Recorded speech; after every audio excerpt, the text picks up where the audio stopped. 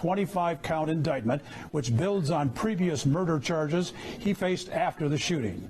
The 18-year-old is also facing charges of attempting to murder 3 people during the attack, but who survived. He is pleading not guilty. In Texas, the police chief who served as on-site commander during last week's deadly shooting in Uvalde now says he is talking daily with state investigators. That contradicts claims from state law enforcement that he stopped cooperating with them. Consolidated Independent School District Police Chief Pete Arenado says he is speaking regularly with Texas Department of Public Safety investigators. 19 children and 2 teachers died in the attack at Robb Elementary School, the deadliest school shooting in nearly a decade in the U.S.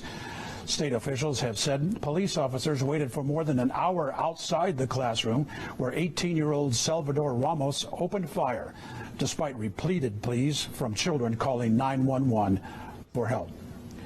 The school district also announced today that students and staff won't return to that campus ever again. Plans are still in the works on where some 600 students would attend classes this coming fall.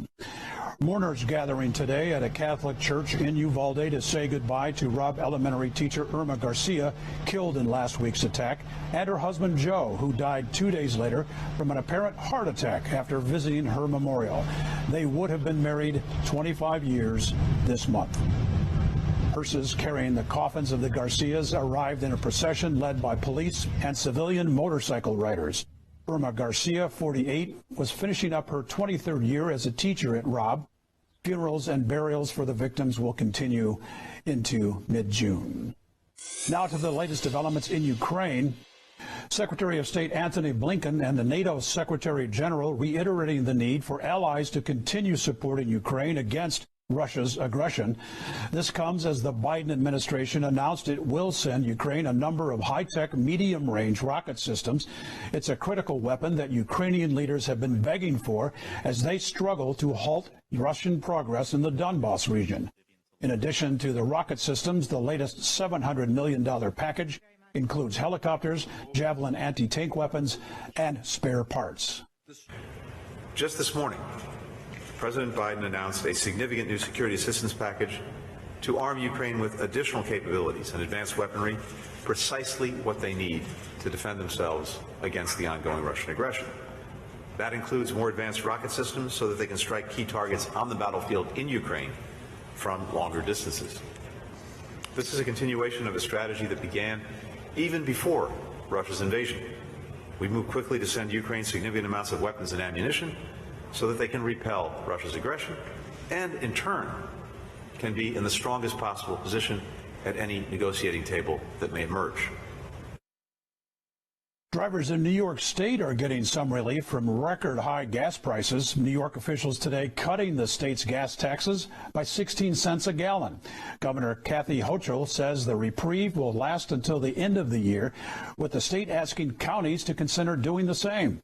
Gas prices across the country have either remained flat or risen every day since April, setting a new national average getting uncomfortably close to $5 a gallon.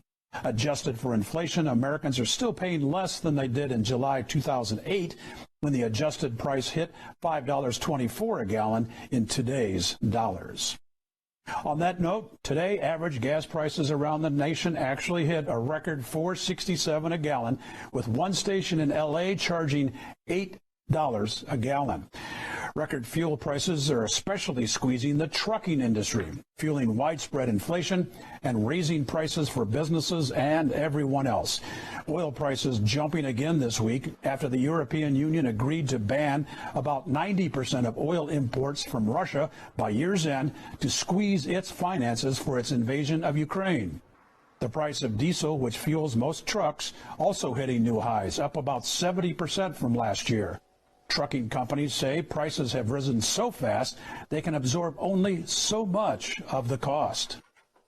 Yeah, unfortunately for the public, when diesel prices are so elevated, we have to pass that through. There's just no other way to do it. That will ultimately be reflected in the prices that the consumer pays, and that's part of the increase in the cost of food and everything else. The president has unveiled his new plan to fight inflation, but Americans are still feeling the pain at stores and gas stations.